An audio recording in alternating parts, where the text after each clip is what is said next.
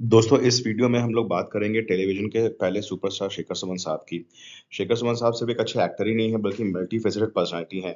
वो काफ़ी अच्छे होस्ट भी हैं, उन्होंने सिंगिंग भी की है और फ़िल्मों में भी काफ़ी अच्छी एक्टिंग की है, जितनी भी लिमिटेड फ़िल्में उन्होंने की है।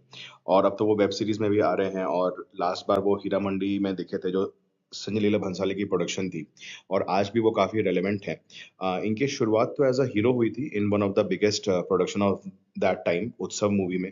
जिनमें इनको अपनी पहली मूवी में ही रेखा जी के साथ काम करने का मौका मिला था और वो मूवी भी काफ़ी बड़ी थी, शशि कपूर साहब की प्रोडक्शन थी और काफ़ी बिग बजट मूवी थी। बट अनफॉर्चुनेटली वो मूवी चली नहीं और उसके बाद जो उनकी मूवियाँ हैं, वो सब भी नहीं चली और जैसा कि होता है कि अगर किसी स्टार की शुरुआत में मूवीज़ नहीं चलती हैं, तो फिर इनको उतनी अच्छी मूवीज़ मिलती नहीं है और इनका करियर पूरी तरह डिक्लाइन पे था। बट और टेलीविज़न भी उस समय उतना ज़्यादा फ़ेमस नहीं हुआ था। दूरदर्शन पे अच्छे शोज़ तो आते थे, बट सैटेलाइट चैनल नहीं आए थे। बट इन्होंने एक अच्छा वाइज़ डिसीज़न लिया जब इनको टेलीविज़न का शो ऑफ़र हुआ, देख भाई देख, और वो शो एक कल्ट शो बन गया। आज भी लोग उस शो को देखते हैं यूट्यूब पे और काफ़ी उसके बारे में बातें करते हैं।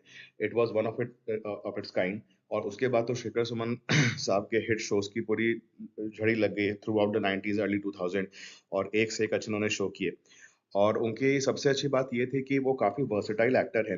अनफॉर्चुनेटली किसी की भी कोई जॉनर में अगर एक्टिंग चल जाती है तो वो वही चीज़ को लोग बार-बार रिपीट करते हैं। शेखर सुमन साहब के साथ भी थोड़ा-सा ये हुआ कि ऑल्दो उन्होंने बहुत अच्छे ड्रामेटिक और इंटेंस किरदार भी निभाए हैं, ज़्यादातर इनको कॉमेडी रोल्स के लिए जाना जाता है। इसीलिए उनको फिर कॉमेडी फ़िल्म्स भी ऑफ़र हुई, जैसे चोर मचाए शोर जो 2002 में रिलीज़ हुई थी और एक और कुंदन साहब की फ़िल्म थी, एक से बढ़कर एक। इनफैक्ट ये कहा जाता है कि बीवी नंबर 1 में भी अनिल कपूर साहब वाला रोल पहले इनको ही ऑफ़र हुआ था। तो अगर ओवरऑल देखा जाए तो उन्होंने सिर्फ़ कॉमेडी नहीं और भी काफ़ी जॉनर के शोज़ किए। जैसे फर्स्ट शो जो हम लोग बात करेंगे, देख भाई देख, दैट वाज़ इन 1992। वो तो एक अच्छा शो है ही, उसमें जया बच्चन जी की प्रोडक्शन थी और एक सपोर्टिंग कास्ट भी काफ़ी अच्छा था। नवीन निश्चल, फरीदा जलाल, सुषमा सेठ, भावना बलसावर, सब एक से एक एक्टर्स थे और जो कुछ एक्टर्स लोग नए-नए थे उसमें, जैसे विशाल सिंह एंड ऑल, उनका भी शुरुआत का सीरियल था बट उसके बाद वो काफ़ी फेमस बने। Then there was aha, again a very great star cast. इसमें शशिकला जी थी जो वेटरन एक्ट्रेस हैं, फारूक शेख साहब और शेखर सुमन साहब। बहुत ही अच्छा सीरियल था। ये सीरियल ज़ी टीवी पे आया करता था ड्यूरिंग द पीरियड ऑफ 97-98 के आसपास, 96 टू 98 आई थिंक ये सीरियल चला था। और उसके अलावा दूरदर्शन पे इनका 1993 में बहुत ही अच्छा एक क्राइम शो आता था, रिपोर्टर करके।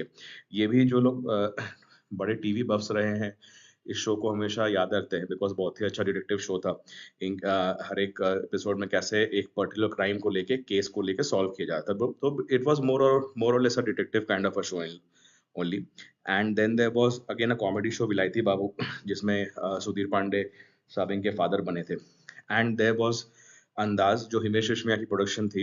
हिमेश रेशमिया अब आज के टॉप म्यूज़िक डायरेक्टर्स में से आते हैं, बट शायद बहुत लोगों को पता नहीं है कि उनकी जो करियर की शुरुआत थी, वो एक टीवी प्रोड्यूसर हुआ करते थे और फिर वो अपने ही सीरियल्स में म्यूज़िक भी दिया करते थे। तो ही used to be one of the top TV producers in the initial phase of television और ये उनका ही शो था, काफ़ी ड्रामेटिक शो था और भी अच्छे एक्टर्स थे इसमें, जैसे Sudesh berry, uh, Shikha Swaroop and all other actors.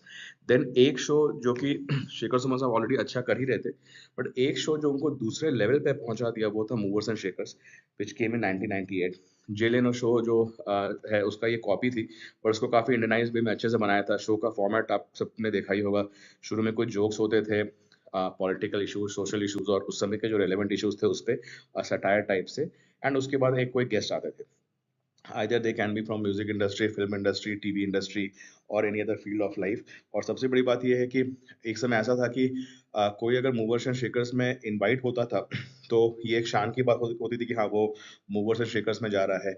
या फिर अगर कोई मूवर्स एंड शेकर्स में अपीयर हो गया तो उस ऐसा कहा जाता था कि हाँ, मतलब ये एक्टर लगता है या ये एक्ट्रेस या कोई भी सेलिब्रिटी ज़रूर कुछ बड़ी लीग में आ गया है, इसलिए उसको मूवर्स एंड शेकर्स शो में बुलाया गया। तो शेखर सुमन साहब ने बहुत ही हम लोग को एंटरटेन किया, अभी भी कर रहे हैं। और इसके अलावा उन्होंने बहुत सारे पॉलिटिकल शोज़ भी किए हैं, पोल खोल और ये सब अभी भी वो काफ़ी रेलेवेंट है और हमेशा अपने आप को इम्प्रूव करते रहते हैं, थिएटर भी करते हैं। बीच में उन्होंने एक म्यूज़िक एल्बम में निकाला था और फिर उन्होंने डायरेक्शन भी की थी, जिसमें उनके बेटे ने फ़िल्म में एक्ट किया था। आपके कौन से शेखर सुमन साहब के टॉप शोज़ हैं फ्रॉम 90s, आप ज़रूर बताएँ और अगर वीडियो आपको अच्छा लगा है तो ज़रूर कमेंट करें और लाइक करें और चैनल को सब्सक्राइब करें। Thank you.